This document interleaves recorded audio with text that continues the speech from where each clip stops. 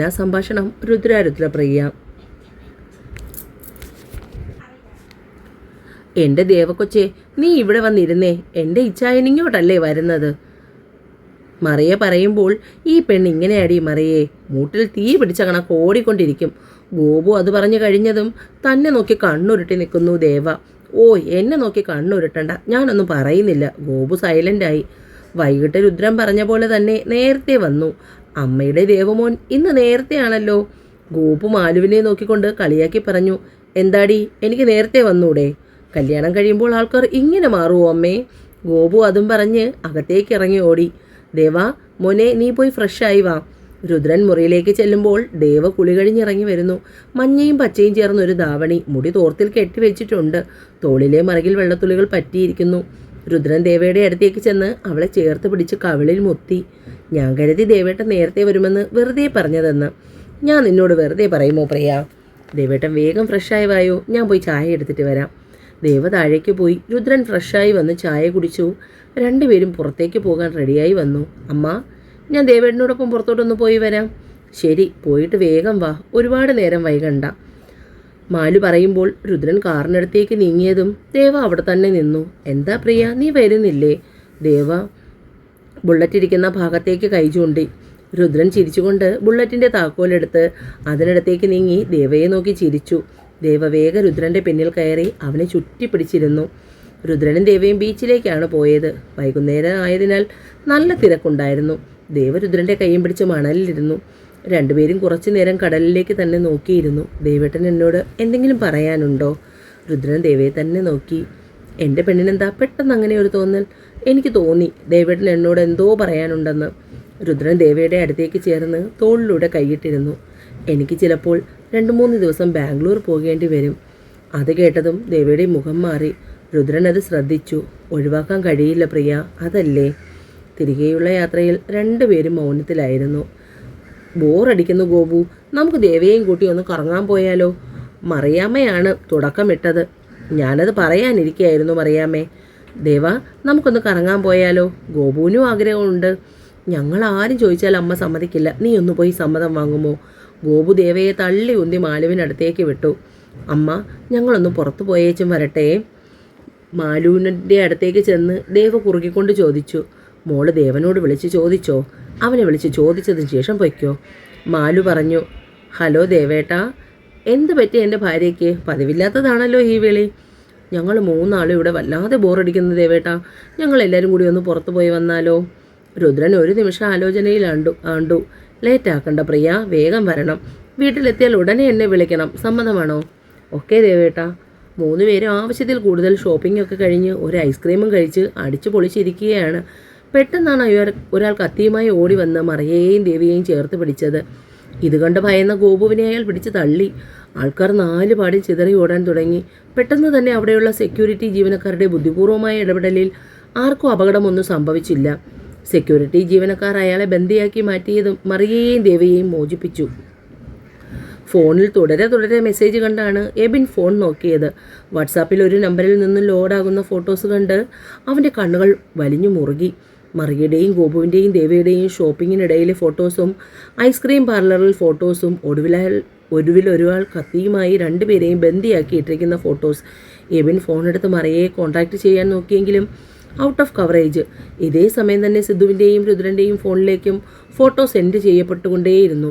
രുദ്രനും സിദ്ധുവും വേഗം തന്നെ ഷോപ്പിംഗ് മോളിലേക്ക് തിരിച്ചു. അതിനിടയിൽ രുദ്രൻ ദേവയെയും ഗോപുവിനെയും മാറി കോൺടാക്റ്റ് ചെയ്യാൻ ശ്രമിച്ചു.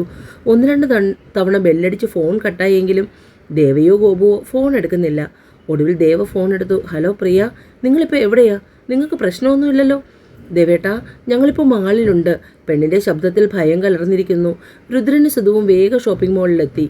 ഗോപുവും ദേവയും മറിയയുമാണ് ആകെ പേടിച്ചിരിക്കുന്നത്. സിദ്ധുവും രുദ്രനും നടത്തിയ അന്വേഷണത്തിൽ അതൊരു മോഷണ ശ്രമമായിരുന്നു എന്ന് മനസ്സിലായി. അവിടെയുള്ള ആൾക്കാർ ഉടനെ തന്നെ അയാളെ പിടിച്ചു ബന്ദിയാക്കി. രുദ്രൻ സ്റ്റേഷനിലേക്ക് വിളിച്ചു പറഞ്ഞപ്പോൾ പോലീസുകാർ വന്ന് അയാളെ കൂട്ടിക്കൊണ്ടുപോയി.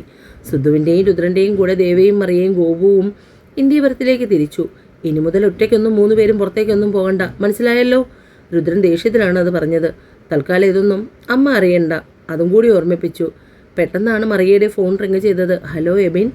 ഹലോ മറിയ, നിനക്ക് കുഴപ്പമൊന്നുമില്ലല്ലോ? ഇല്ല എബിൻ, എനിക്ക് കുഴപ്പമൊന്നുമില്ല. ഇവിടെ നടന്ന കാര്യങ്ങളൊക്കെ ഇത്രയും പെട്ടെന്ന് എബിൻ എങ്ങനെ അറിഞ്ഞു എന്നത് രുദ്രനിലും സിദ്ധുവിനും സംശയമുണ്ടാക്കി. ഇരുവരും മുഖത്തോട് നോക്കി. ഹലോ എബിൻ, ഞാൻ നിങ്ങൾക്ക് എന്ത് സഹായമാണ് ചെയ്യേണ്ടത് എന്ന് മാത്രം പറഞ്ഞാൽ മതി. എബിൻ്റെ ശബ്ദത്തിൽ ദേഷ്യം നിറഞ്ഞു. എബിൻ എത്രയും വേഗം തീരുമാനമെടുക്കുമെന്ന് ഞാൻ കരുതിയില്ല. ഞാൻ എന്ത് ചെയ്യണമെന്ന് പറയൂ മിസ്റ്റർ.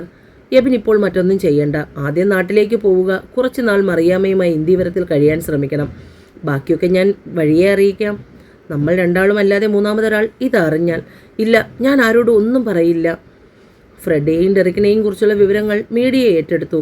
മയക്കുമരുന്ന് കേസിലെ പ്രതികൾ ജയിൽ ചാടി എന്ന വാർത്ത ബ്രേക്കിംഗ് ന്യൂസായി കാണിച്ചുകൊണ്ടേയിരുന്നു. ടി വിക്ക് മുന്നിലിരുന്ന ദേവയിലും ഗോപുവിലും ഒരേ സമയം ഞെട്ടലുണ്ടായി. ഇതാണോ ദേവേട്ടൻ 2-3 ദിവസമായി ടെൻഷൻ അടിച്ച് കണ്ടത്? ദേവയുടെ ഉള്ളിൽ പല പല ചിന്തകൾ മാറി മറിഞ്ഞു. ഇതേ സമയം പോലീസിന്റെ രഹസ്യ സങ്കേതത്തിൽ മാളിൽ വെച്ച് മോഷണശ്രമം നടത്തിയവനെ ചോദ്യം ചെയ്യുന്ന തിരക്കിലാണ് രുദ്രനും സിദ്ധുവും. എത്രയൊക്കെ അടികൊണ്ടിട്ടും അവൻ ഇതുവരെയായി ഒന്നും പറയുന്നില്ലല്ലോ രുദ്ര. സിദ്ധു തൻ്റെ കൈ കുടഞ്ഞുകൊണ്ട് രുദ്രനോട് പറഞ്ഞു. ഇനിയും ഇടിച്ചാൽ ഇവൻ ചത്തുപോകും. പറയടാ, ഇതൊരു മോഷണ ശ്രമമല്ല എന്ന് ഞങ്ങൾക്ക് നന്നായിട്ടറിയാം. ഒരു ചോദ്യത്തിന് മാത്രം നീ ഉത്തരം പറഞ്ഞാൽ മതി. നിന്നെ അയച്ചത് ഇവനാണോ? മാളിലെ CCTV ഫുട്ടേജിൽ നിന്നെടുത്ത ആ മൂന്നാമൻ്റെ ഫോട്ടോ സിദ്ധു അയാളെ കാണിച്ചു. രുദ്രൻ അവൻ്റെ മുഖം സൂക്ഷ്മമായി നിരീക്ഷിച്ചു. അവൻ്റെ മുഖത്ത് മിന്നിമറയുന്ന ഭാവങ്ങൾ ഒപ്പിയെടുത്തു. രുദ്രൻ്റെ നോട്ടം തന്നിലേക്കാണെന്ന് കണ്ടതും അവൻ്റെ മുഖം പുച്ഛം നിറഞ്ഞു. രുദ്രൻ തൻ്റെ ഇടിവള ഊരി വിരലുകൾക്കിടയിൽ മുറുക്കി അവൻ്റെ മുഖം ചേർത്തടിച്ചു. പ്രതീക്ഷിക്കാതെ ഏറ്റ അടിയിൽ അവൻ പിന്നിലേക്ക് മറിഞ്ഞു വീണു. സിദ്ധു തൻ്റെ ദേഷ്യം മുഴുവനും അവനിൽ തീർത്തു. ഇനി എന്നെ തല്ലല്ലേ, ഞാൻ പറയാം. ഇയാളെ ഞാൻ നേരിൽ കണ്ടിട്ടില്ല. ഇയാൾ ഒരിക്കൽ വീഡിയോ കോളിൽ എന്നോട് സംസാരിച്ചിരുന്നു. വേറെ 2 പേരാണ് എന്നെ പെൺകുട്ടികളുടെ ഫോട്ടോ കാണിച്ചൊന്ന് പേടിപ്പിക്കണമെന്നും കുറച്ച് ഫോട്ടോസ് എടുക്കാനാണെന്നും ആവശ്യപ്പെടുന്ന പണം തരാമെന്നും പറഞ്ഞത്. സിദ്ധു ഡെറിക്കിൻ്റെയും ഫ്രെഡിയും ഇവിടെ എവിടെയോ ഉണ്ട്. അവന്മാർ ബാംഗ്ലൂർ പോയിട്ടില്ല. അതിനർത്ഥം അവന്മാർക്ക് ഇവിടെ ചെയ്തു തീർക്കാൻ എന്തോ ബാക്കിയുണ്ട്. എല്ലാ സ്റ്റേഷനിലും വിളിച്ച് മെസ്സേജ് പാസ് ചെയ്യണം. എനിക്ക് ഇവന്മാരെ ഇന്ന് തന്നെ കിട്ടണം. രുദ്രൻ ഇടിവള കയ്യിൽ ഒന്നുകൂടി മുറുക്കിയിട്ട് മീശ പതിയെ പിരിച്ച് കണ്ണുകൾ ഇറുക്കി അടച്ചു. എന്നാൽ ഈ സമയം കോട്ടയത്ത് നിന്നും 55 കിലോമീറ്റർ മാറി തൊടുപുഴയിലെ ഒരു പഴയ മില്ലിൽ തൻ്റെ ഫോണിൽ വന്ന മെസ്സേജും നോക്കുകയാണ് ഡെറി. ഫ്രെഡി, ഇത് തന്നെ ബോസ് പറഞ്ഞ ജോലി പൂർത്തിയാക്കി നമുക്ക് ബാംഗ്ലൂർ തിരിക്കണം. ഇനി ഇവിടെ അപകടമാണ്. അതിന് നമ്മൾ ആളെ ഏർപ്പാടിയാക്കിയല്ലോ ഡെറി. പിന്നെന്താ നമ്മളിവിടെ? നമുക്ക് തിരിക്കാം. അത് പറ്റില്ല ഫ്രെഡി. നമ്മളത് നേരിട്ട് കണ്ട് ഉറപ്പ് വരുത്തണമെന്നാണ് ബോസ് പറഞ്ഞത്. രുദ്ര, ഡെറിയുടെ ഫോൺ ഇടയ്ക്കൊന്ന് ഓണായി. ലൊക്കേഷൻ ട്രേസ് ചെയ്തപ്പോൾ തൊടുപുഴയിലാണ്. അവിടെയുള്ള ഒരു പഴയ മില്ലിൽ. നമുക്കിനി പഴക്കാൻ സമയമില്ല സിദ്ധു. നമുക്ക് വേഗം തന്നെ തിരിക്കാം. രുദ്രൻ്റെ ബ്ലാക്ക് പജേറോയിൽ അവൻ തൊടുപുഴയിലേക്ക് യാത്രയായി. ഡാ പഴനി, இன்னைக்கு வந்து ரொம்ப லக்கி நாள். ஒரு ஆக்சிடெண்ட்டுக்கு 15 லட்சம் கிடைக்க போகிறது. இந்த ரோഡിൽ തന്നെ വെയിറ്റ് பண்ண சொல்லியது. துரை തൻ്റെ സഹായിയെയും ക്ലീനറുമായ പഴനിയോട് ചോദിച്ചു. ആമാ അണ്ണാ, ഇങ്കത്താൻ വെയിറ്റ് பண்ண சொல்லியது. அந்த ஃப்ரெட்டி ரெடி ரொம்ப நல்லவங்க. எனக்கு கொஞ்ச நாளாக அவங்கள தெரியண்டா. அதனால தானே இந்த கொட்டேஷன் நமக்கு கிடைச்சது. நீ என்னோட ஃபோன் எடுத்து வாட்ஸ்அப் செக் பண்ணி பாரு. அந்த டெரிக் சார் டீட்டெயில்ஸ் அனுப்பியாச்சு. ஆமாம் துரை அண்ணா, அந்த ஆളുടെ വണ്ടി നമ്പർ, ഫോട്ടോ എല്ലാമേ വന്നിരിക്ക്. ഏകദേശം 1 മണിക്കൂർ നീണ്ട യാത്രയ്ക്കൊടുവിൽ രുദ്രൻ്റെ പജേറോ ഒരു വിജനമായ പ്രദേശത്ത് നിന്നു. രുദ്രനെ സിദ്ധുവും വണ്ടി പെട്ടെന്ന് കാണാത്ത രീതിയിൽ ഒതുക്കിയിട്ടു. മില്ലിനെ ലക്ഷ്യമാക്കി നീങ്ങി. ഡെറി, നീ അവന്മാർക്ക് വണ്ടി നമ്പർ ഫോട്ടോ ഇട്ട് കൊടുത്തല്ലോ. ഇപ്പോൾ ഞാൻ ആ ദുരയുടെ ഫോണിൽ സെൻഡ് ചെയ്തതേയുള്ളൂ. ഇത്തവണ ആ രുദ്രൻ്റെ കണ്ണിൽ നിന്നും ചോര. പറഞ്ഞു തീരും മുമ്പ് ഡെറിയും ഫ്രെഡിയും ഇരുവശങ്ങളിലായി തെറിച്ചു വീണു. തങ്ങളുടെ മുന്നിൽ ക്രോധഭാവത്തിൽ നിൽക്കുന്ന രുദ്രനെ കണ്ട് ഇരുവരും ഞെട്ടിപ്പോയി. ദുരയുടെ ടാങ്കർ KL 059495 ഇന്നോവയെ പിന്തുടരുകയായിരുന്നു. അണ്ണാ സീക്രമാ പോങ്ക, അടിച്ചു തൂക്കുങ്ക അണ്ണാ അന്ത ഇന്നോവയെ. ദുര തൻ്റെ വണ്ടിയുടെ വേഗം കൂട്ടി.